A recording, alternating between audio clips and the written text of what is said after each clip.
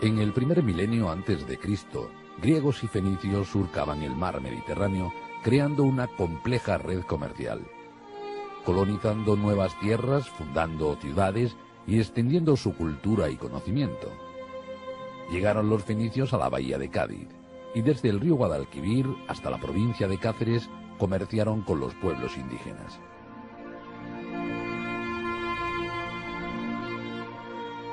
A este territorio lo llamaron tartesos y tartesios a sus habitantes.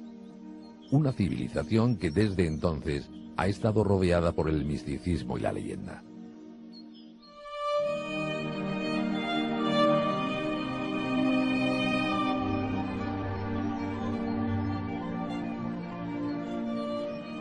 En Extremadura los tartesios dejaron una huella indeleble que avala el poder político y económico que llegaron a tener en estas tierras.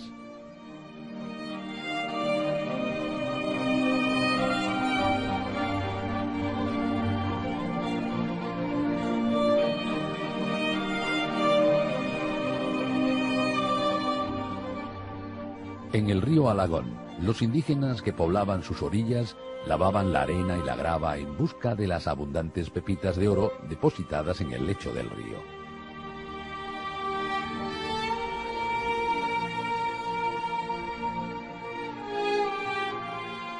La extracción masiva de oro entrará en circulación en un intenso mercado que va a enriquecer el territorio. Las altas clases sociales que surgen en la actual Extremadura se convierten a su vez en clientes de los fenicios que abastecen a los indígenas con maravillosas piezas de artesanía y orfebrería.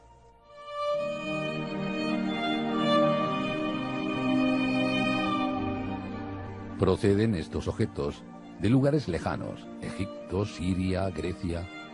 A esta influencia cultural del Próximo Oriente la conocemos como periodo orientalizante. El mayor legado que nos dejaron los fenicios fue la escritura, recurso imprescindible para el control de las transacciones económicas.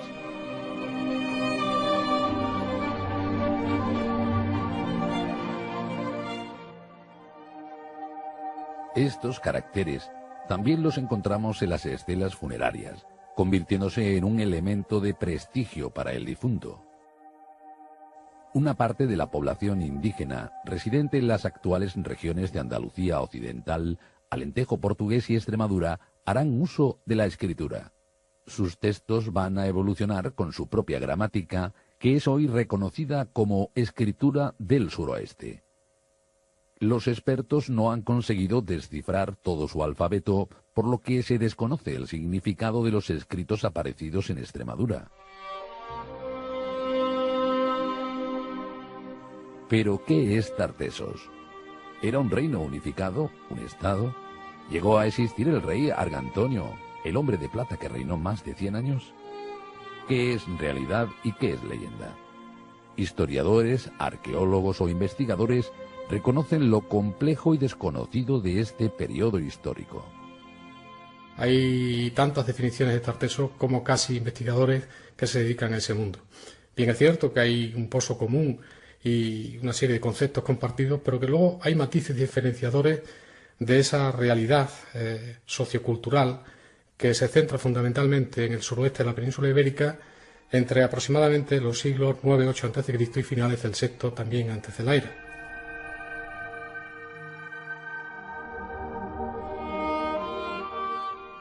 Bueno, Tartesos, como los griegos, conocían a esa zona. Y dentro de esa zona de Tartesos vivían tanto los indígenas, que llevaban muchísimos años en la península, como los colonizadores que llegan de fuera. La mezcla de esas dos culturas es lo que va a dar lugar al Tartesos cultural que nosotros conocemos. Por lo tanto, Tartesos no son ni los indígenas ni los fenicios, sino que es la mezcla de los dos.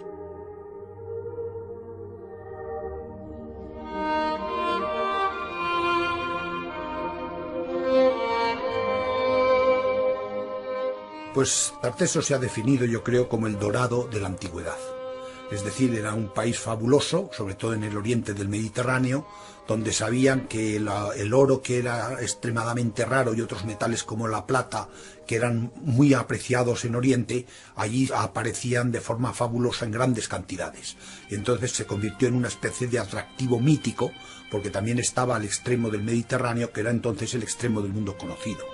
Todo esto explica la realidad y al mismo tiempo la fábula que surgió en torno a Tartesos en la antigüedad y que afortunadamente ha perdurado hasta nuestros días.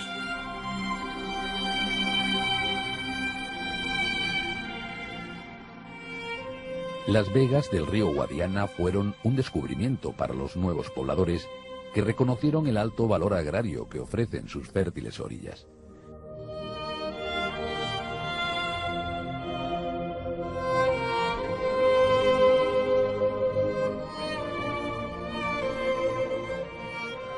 Los investigadores han detectado hasta 22 túmulos de origen tartésico en las inmediaciones del río o en su área de influencia y que debieron de ser explotaciones agrarias y ganaderas.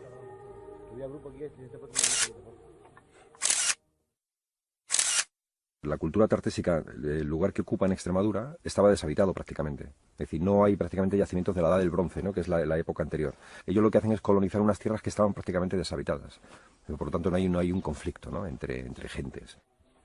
Aquí hay un control de territorio, pero de edificios, que son grandes edificios, pero no son grandes ciudades ni grandes centros urbanos, ¿no?, sino que es un control más de aristocracias, que son las que controlan todo ese territorio, ¿no? Y dentro de esos edificios, pues los hay de varias funciones. Los hay una función más religiosas, que son como el santuario de Cansorrobano, que está controlando un territorio a las afueras, ¿no?, como un límite, ¿no?, entre dos culturas distintas, entre dos territorios distintos. Y luego los que están todos en la orilla del Guadiana, que son que es como una fila, ¿no?, van jalonando el río, y que cada uno pues debe tener un dominio territorial propio, ¿no?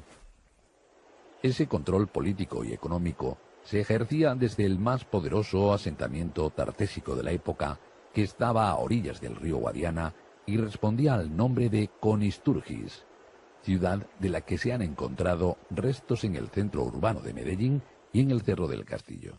Las excavaciones de Medellín han demostrado que era una ciudad tartésica que se llamaba Conisturgis y que era la capital de los conios, un pueblo paralelo a los tartesios que ocupaba desde el Cabo de San Vicente hasta el Guadiana. Y seguramente esta población que dominaba la Vía de la Plata, el paso del Guadiana, fue colonizada por algunas gentes de tartesos, probablemente incluso de Carmona. Estas investigaciones proponen que los principales asentamientos del suroeste peninsular formaron la llamada Liga Tartésica, una amplísima red comercial y política gestionada por ciudades-estado, unas urbes que superarían las 50 hectáreas de extensión. Conisturgis disponía de una privilegiada situación geográfica, lo que le permitió consolidarse como una de las 10 ciudades más importantes de Tartesos.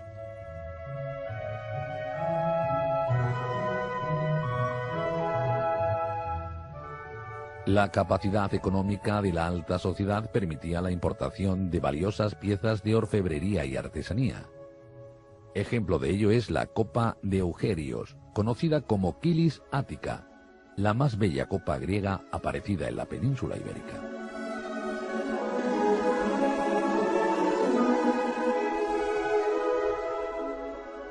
Ese vaso fue fabricado en Atenas hacia el 560 a.C., en el momento en que estaban inventándose la forma de hacer el kilis, es decir, la forma de beber en un vaso, y el alfarero quedó tan contento que le puso una inscripción que dice: yo soy un vaso hermoso.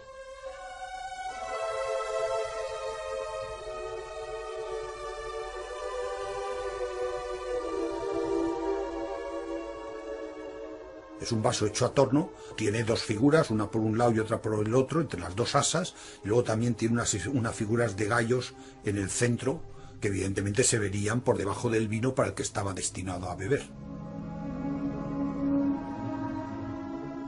La copa fue descubierta en la necrópolis tartésica de Medellín y se tiene constancia de que existen otras 3 copas en los museos de Rodas, Berlín y Londres, y que fueron pintadas en el mismo taller griego. Aquel artesano es hoy internacionalmente conocido como el pintor de Medellín.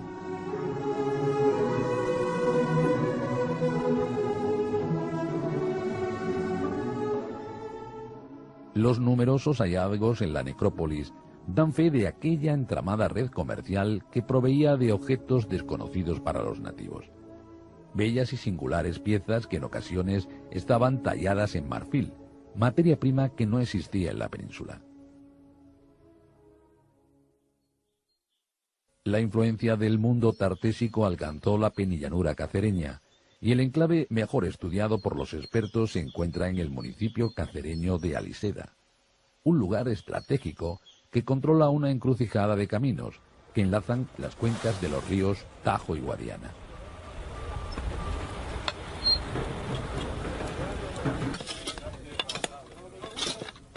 Estamos ante un sitio que es conocido internacionalmente por el célebre hallazgo que se produjo en 1920 y que desde luego puso al descubierto de forma azarosa completamente uno de los conjuntos señeros de la orfebrería orientalizante, no solamente en la península ibérica sino en todo el Mediterráneo occidental.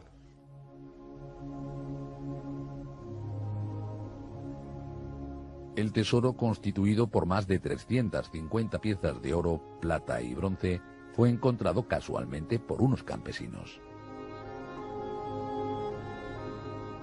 Lamentablemente nada sabemos y poco podremos saber de cómo se dispusieron en origen esas joyas, si responden a un enterramiento, a varios, si proceden de una ocultación, como a veces se ha dicho, si proceden de un contexto religioso, si proceden de un contexto habitacional.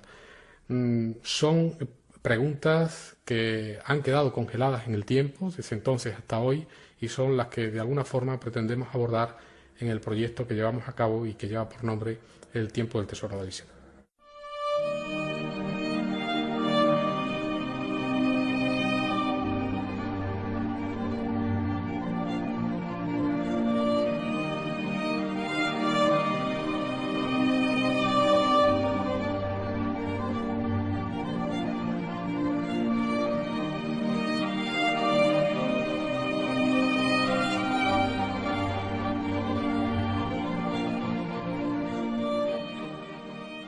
El bronce, que fue sustituido por el hierro para la fabricación de armas y herramientas, es utilizado para crear elaboradas piezas de carácter decorativo o religioso. En Extremadura hubo una figura de bronce que destacó notablemente y que, víctima del expolio arqueológico que sufrió nuestra región en el pasado, se exhibe en el Museo Británico de Londres desde el año 1927. Bueno, el Guerrero de Medina, que es una pieza muy singular, responde a un tipo de obra que se llaman figuras egiptizantes.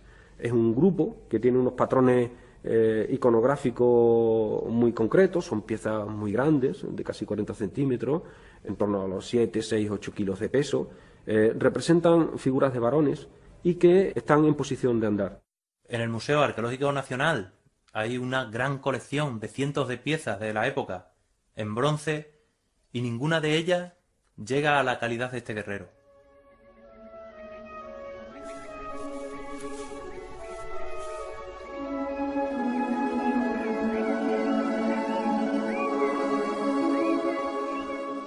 El guerrero de Medina de las Torres fue realizado con una compleja técnica conocida como fundición a la cera perdida. La escultura da comienzo con el modelado en cera de abeja.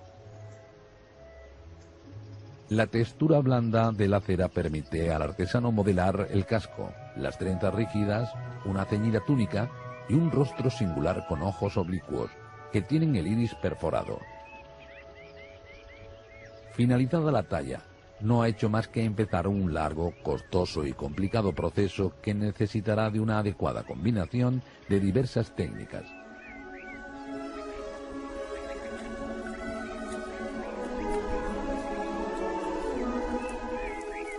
Después de crear un sólido molde de arcilla, la figura de cera se derrite al calor del horno, dejando el interior vacío.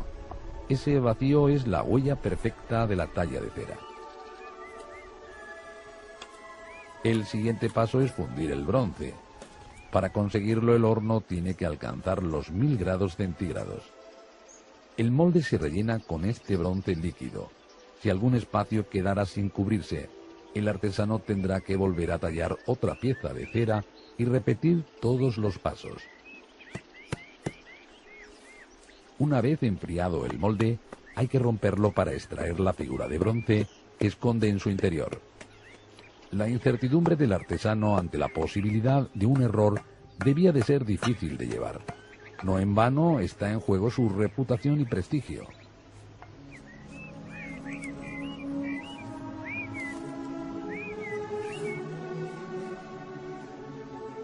Desconocemos si en la Extremadura tartésica existió un taller para fundir el bronce, así como la procedencia de la pieza.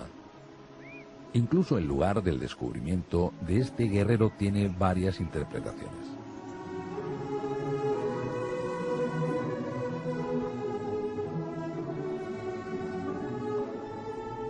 En el archivo de la Comisión de Monumento Badajoz, del que surge el Museo Arqueológico Provincial, pues encontré una fotografía de 1903 en la que, al dorso de la fotografía y en una nota manuscrita de Tomás Romero de Castilla, aparecía una información sobre el hallazgo de lo que se veía en esa fotografía. ¿Y qué se veía en esa fotografía? Pues se veía el guerrero de Medina de las Torres. En esa nota decía: en junio de 1903 se halló una estatua en Valencia del Ventoso. La estatua que en la Comisión de Monumentos nunca jamás se llamó evidentemente de Medina de las Torres, sino de Valencia del Ventoso. Por el contrario, el Museo Británico de Londres, donde se expone el guerrero, afirma que esta pieza procede de Medina de las Torres. A esta contradicción de datos se suma otro misterio, y es la afirmación de más de un vecino de Medina, que asegura haber conocido desde siempre en la población una estatua idéntica y hermana a la expuesta en el Museo Londinense. Esto abre otra línea de investigación que, basándose en ese hecho, propone que en las obras de construcción de la vía férrea Zafra-Huelva de principios del siglo XX apareció no una sino 3 figuras de bronce de similares características. Supuestamente, una de esas figuras acabó en manos del maestro albañil que trabajaba en la construcción de la línea férrea a su paso por Medina de las Torres. Uno de ellos, el que se quedó el maestro albañil, ha estado desde entonces hasta hoy pasando de esta familia, pasando de padres a hijos hasta llegar a nuestros días, como un simple objeto de decoración en una casa. Del tercer guerrero no se tienen datos. Tal vez forme parte de una colección privada fruto del contrabando, o tal vez, como así afirman algunos expertos, nunca llegó a existir. Lo evidente es que el guerrero de Medina de las Torres fue una figura fundamental en la vida de los antiguos pobladores que veneraban su poder místico, un poder que la aristocracia local utilizaba en su beneficio.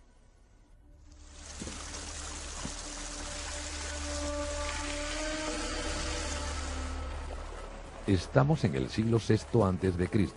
y han transcurrido más de 200 años desde las primeras manifestaciones tartésicas en el triángulo formado por Cádiz, Huelva y Sevilla.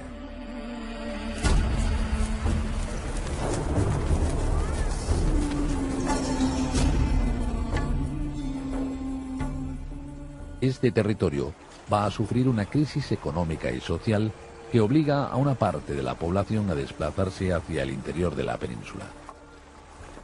Sobre los motivos de esta migración se barajan varias hipótesis. Una de ellas es la paralización de la extracción de minerales ante el desplome de la red comercial por las guerras entre griegos y cartagineses que se disputan el control del mar Mediterráneo.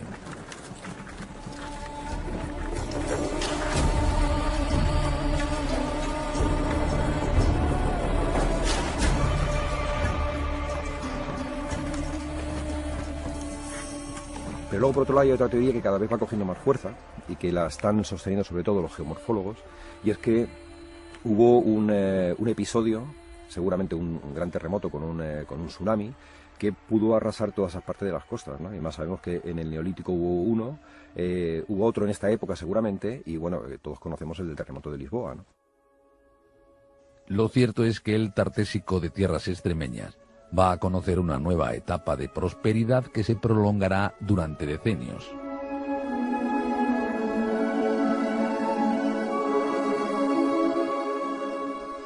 Y en Extremadura hay como dos fases, para que nos entendamos. La primera fase coincide con el núcleo de Tartesos, que es, por ejemplo, Medellín, o el tesoro de Aliseda, ¿no? Esas manifestaciones que todos conocemos. Y luego hay una segunda fase, que es una especie de renacer cultural de Extremadura en esa época, que es, una vez que se hunde Tartesos, se aprovecha o se beneficia un poco el interior.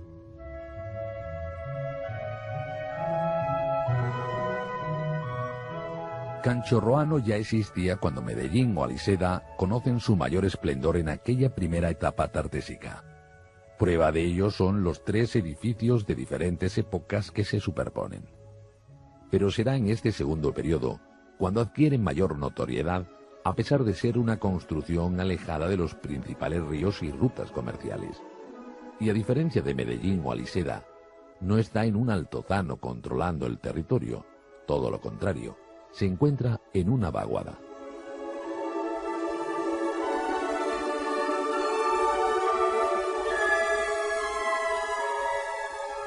Todo el yacimiento está lleno de pozos, venas de agua, el río, etcétera. Es decir, que el agua es el motivo principal por el que seguramente se construye Canchorroano.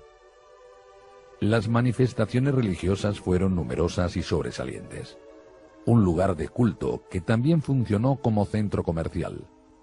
Como una romería, ¿no? Que en unas épocas determinadas la gente se reunía para hacer un mercado de ganado, de agrícola, etcétera, ¿no? De ahí que haya, por ejemplo, tantísimos molinos de pan, ¿no? Para acoger a muchísima gente que viene y hacer panes, o hay muchos telares, ¿no? Pues también pues para hacer telas que se venden. Es decir, todo lo que tiene dentro tiene mucha relación con grandes avenidas de gente.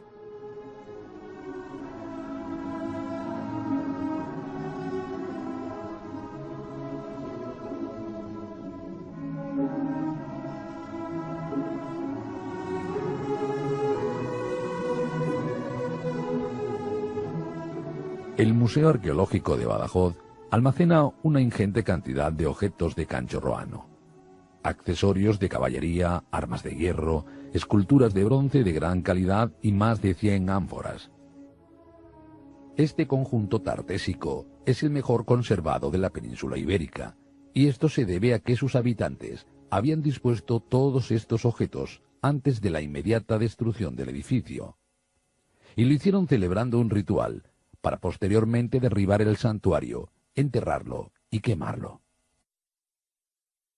Y se hace además lo que en la Biblia llama la hecatombe, ¿no? La hecatombe es que se sacrifican un número importantísimo de animales y se hace una gran comida donde todos los elementos que se utilizan, como los vasos, los platos y demás, se tiran al foso con los animales, y en el interior se hace otro banquete, un banquete más restringido a la gente del interior, ¿no? Donde se utilizan, bueno, pues vajillas de lujo, ¿no? Vajillas griegas, etruscas y demás, ¿no?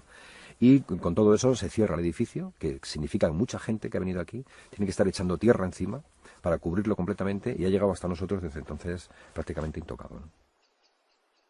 Esta actitud catastrofista puede deberse a la influencia de varios factores, entre ellos la presión ejercida por los emergentes pueblos del norte y del sureste peninsular.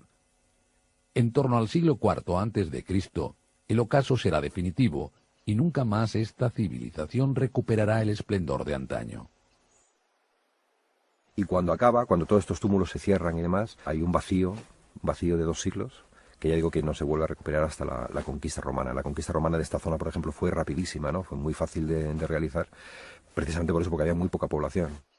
Como consecuencia de la quiebra de Tartesos, las vegas altas del Guadiana parecen responder a un proceso de señorialización del campo.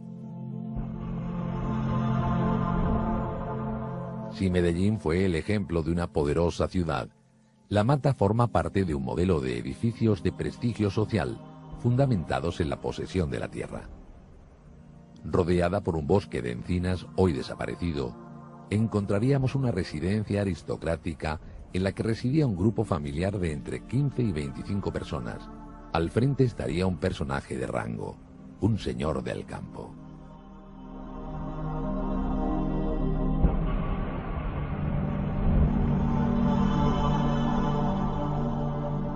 El núcleo central del edificio, formado por 2 habitaciones comunicadas entre sí, estuvo destinado a almacén y se encontraron una 30 de ánforas, posiblemente destinadas a almacenar vino y aceite.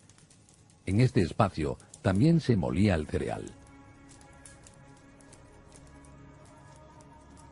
En el amplio corredor que comunica a las 3 estancias y la planta alta se construyó un lagar para la obtención de vino. Encima se dispondría un entablado sobre el que se pisaba la uva.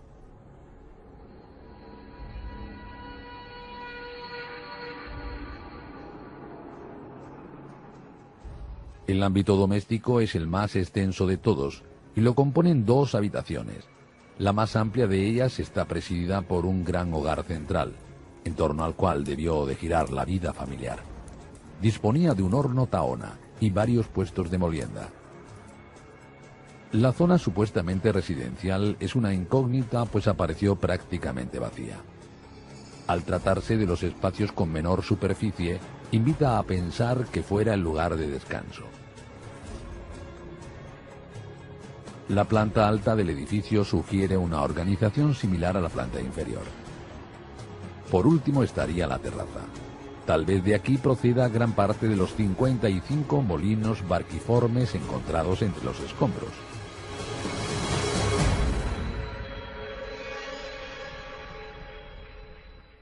Esta familia aristocrática tenía su propia necrópolis donde enterrar individual o colectivamente a sus seres queridos. La residencia y la tumba eran referencias visuales e ineludibles para todos los habitantes de las granjas del entorno que estaban subordinados a la mata.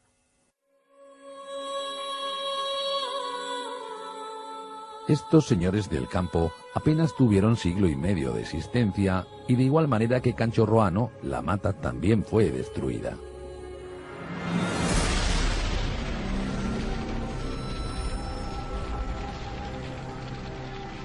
Numerosas leyendas han proliferado en torno a esta civilización.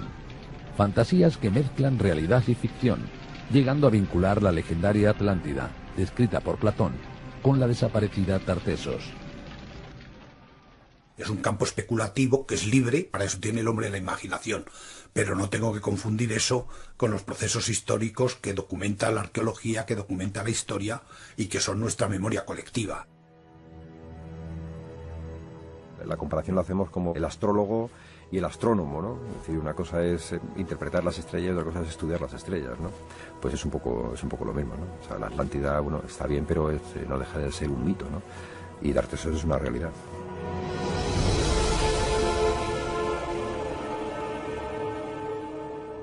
La realidad de Tartessos en Extremadura ya solo es historia y deja paso a un nuevo concepto social y urbano conocido como cultura de los castros.